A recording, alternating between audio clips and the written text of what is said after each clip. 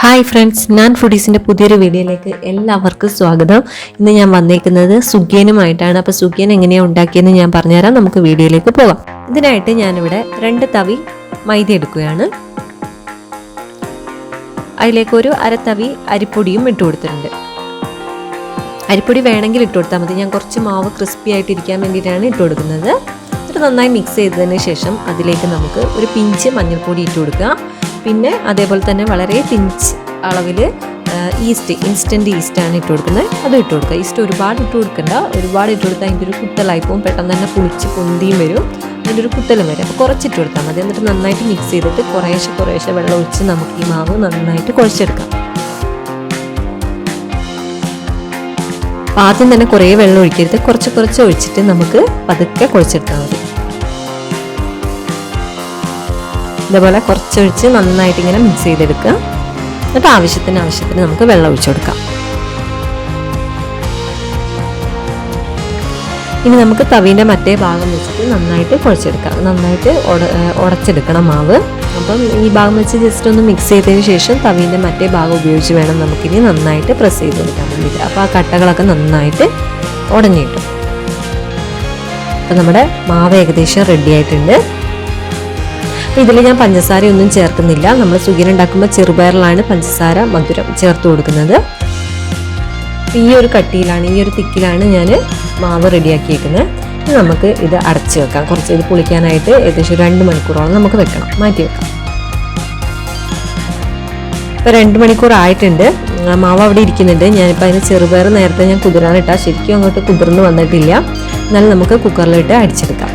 അപ്പോൾ നല്ല കുതിർന്ന ചെറുപയറാണെങ്കിൽ ഒരു 2 വിസിലും കൊണ്ട് തന്നെ വെന്ത് കിട്ടും. ഇപ്പം ഞാൻ അത്ര അധികം കുതിർന്ന് വരാത്തതുകൊണ്ട് ഇതൊരു 3 വിസിൽ അടിക്കേണ്ടി വരും. അപ്പോൾ വെള്ളം കുറച്ചും കൂടെ മുകളിലോട്ട്, ഈ ചെറുപയറിനെ കുറച്ച് മുകളിലോട്ട് ഒഴിക്കണം. കുതിർന്ന ചെറുപയറാണെങ്കിൽ കറക്റ്റ് ആ ചെറുപയറിൻ്റെ ലെവലിൽ വെള്ളം ഒഴിച്ചാൽ മതി. ഇത് ഞാൻ കുറച്ചും കൂടെ വെള്ളം കൂടുതൽ ഒഴിച്ച് കൊടുക്കുന്നുണ്ട്. എനിക്ക് ഏകദേശം 3 വിസിലോളം എടുത്തു ചെറുപയർ വെന്ത് കിട്ടാൻ. ഇപ്പോൾ വിസിലൊക്കെ വന്നിട്ടുണ്ട്. ഞാൻ സ്റ്റൗ ഓഫാക്കാൻ പോകുകയാണ്. അപ്പോൾ പ്രഷറൊക്കെ പോയിട്ടുണ്ട്. നമ്മുടെ ചെറുപയർ നല്ല കറക്റ്റ് പാകത്തിന് വെന്തിട്ടുണ്ട്. ഒരു കുറച്ച് വെള്ളമുണ്ട്, ഒരുപാട് വെള്ളമൊന്നുമില്ല, ഒരു പൊടി വെള്ളമുള്ളൂ. കറക്റ്റ് വെന്തിരിക്കുന്നുണ്ട്.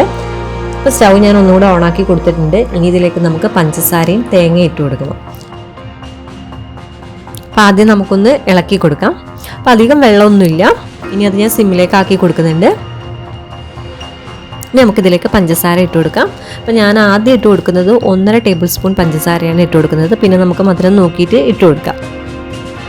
ഇനി അതിലേക്ക് കുറച്ച് ഏലക്കാപ്പൊടി ഫ്ലേവറിന് വേണ്ടി ചേർത്ത് കൊടുക്കുക. പിന്നെ തേങ്ങ നമ്മുടെ ഇഷ്ടത്തിനനുസരിച്ച് ചേർക്കാം. ഞാൻ കുറച്ചധികം തേങ്ങ ചേർക്കുന്നുണ്ട്. തേങ്ങ ഇതേപോലെ ചിരകിയതല്ലാതെ വേണേൽ തേങ്ങ കൊത്തുപോലെ അങ്ങനെ വേണേലും ഇടാം. അപ്പോൾ ഞാൻ ചിരകിയ തേങ്ങയാണ് ചേർക്കുന്നത്. എന്നിട്ട് നന്നായിട്ട് മിക്സ് ചെയ്ത് കൊടുക്കുക. അപ്പോഴത്തേക്ക് ആ പഞ്ചസാരയൊക്കെ അലിഞ്ഞു വരും. പഞ്ചസാരയ്ക്ക് പകരം ശർക്കര വേണമെങ്കിലും ചേർക്കാം. ഞാൻ മധുരം നോക്കിയപ്പോൾ കുറച്ച് കുറവുണ്ട്. അപ്പം ഞാൻ 1 ടേബിൾ സ്പൂൺ പഞ്ചസാരയും കൂടി ഇട്ട് കൊടുത്തു. അങ്ങനെ 2.5 ടേബിൾ സ്പൂൺ പഞ്ചസാര ഞാൻ ചേർത്തിട്ടുണ്ട്. അപ്പം മധുരത്തിനനുസരിച്ച് കൂടുകയോ കുറയുകയും ചെയ്യും. എന്നിട്ട് നന്നായിട്ട് ഇളക്കി കൊടുക്കുക. അപ്പോൾ പഞ്ചസാര എല്ലാം അലിഞ്ഞിട്ടുണ്ട്. അപ്പോൾ ഇത് നമ്മുടെ പാകത്തിനായി, നമുക്ക് ചെറുപയർ ഉരുട്ടാനുള്ള പാകത്തിനായി അതൊരു വേറൊരു പ്ലേറ്റിലേക്ക് തണുക്കാൻ വേണ്ടി നമുക്ക് വെച്ച് കൊടുക്കാം.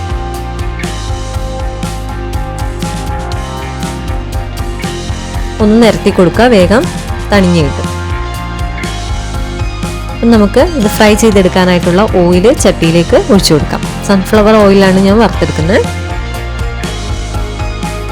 അപ്പം നമ്മുടെ മാവ് പാകത്തിന് പുളിച്ച് റെഡി ആയിട്ടുണ്ട്. ഒന്ന് ഉണ്ടാക്കുന്നതിന് മുമ്പ് ഒന്ന് ഇളക്കി കൊടുക്കാം. ഈ ഒരു കട്ടിയിലാണ് മാവ് റെഡിയാക്കിയേക്കുന്നത്. ഇനി നമുക്ക് ഓരോ ഉരുളയാക്കിയിട്ട് നമ്മുടെ കയ്യിൽ എത്ര വലിപ്പത്തിൽ നമുക്ക് സുഖിയൻ ഉരുട്ടാൻ പറ്റുക ആ ഒരു പാകത്തിന്, ഒരു സുഖിൻ്റെ ഇപ്പം ഞാൻ ഏകദേശം ഈ ഒരു ഇതിലാണ് അത്യാവശ്യം നല്ല വലിപ്പത്തിൽ തന്നെ ഉരുള ഉരുട്ടിയിട്ടുണ്ട്. ഈ ഒരു വലിപ്പത്തിൽ കുറച്ചുകൂടെ ചെറുതാക്കണമെങ്കിൽ അതേപോലെ വേണം ചെയ്യാം. ഞാൻ ഈ ഒരു പാകത്തിനാണ് ചെറുപയർ ഉരുട്ടിയെടുത്തേക്കുന്നത്. ഇനി നമുക്കത് ഈ മാവിലേക്ക് മുക്കി കൊടുക്കാം. മാവിൽ നന്നായി മുക്കിയതിന് ശേഷം എണ്ണ നന്നായി ചൂടായി കിടക്കുന്ന എണ്ണയിലേക്ക് നമുക്കിത് ഇട്ട് കൊടുക്കാം.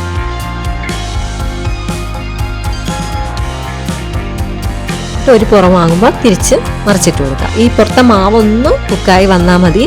നല്ല ബ്രൗൺ കളറായി വന്നാൽ മതി. കാരണം ചെറുപയറൊക്കെ ഓൾറെഡി നല്ല കുക്ക്ഡാണ്. അപ്പോൾ കളറൊക്കെ മാറി ഇത് പാകമായിട്ടുണ്ട്. നമുക്കിത് വാങ്ങി വേറൊരു പാത്രത്തിലേക്ക് ഇട്ട് കൊടുക്കാം.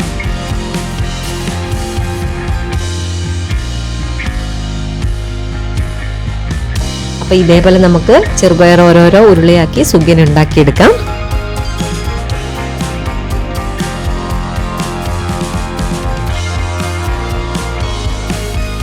അപ്പോൾ നമ്മുടെ സുഖിയൻ റെഡി ആയിട്ടുണ്ട്. അപ്പോൾ ഇതെല്ലാവരും ട്രൈ ചെയ്ത് നോക്കണം. വളരെ എളുപ്പത്തിൽ നമുക്ക് പെട്ടെന്ന് തയ്യാറാക്കിയെടുക്കാം. ട്രൈ ചെയ്ത് നോക്കിയിട്ട് നിങ്ങളുടെ അഭിപ്രായങ്ങൾ കമൻറ്റ് ചെയ്യാൻ മറക്കരുത്. പുതിയൊരു റെസിപ്പിയായിട്ട് വീണ്ടും വരുന്നതായിരിക്കും.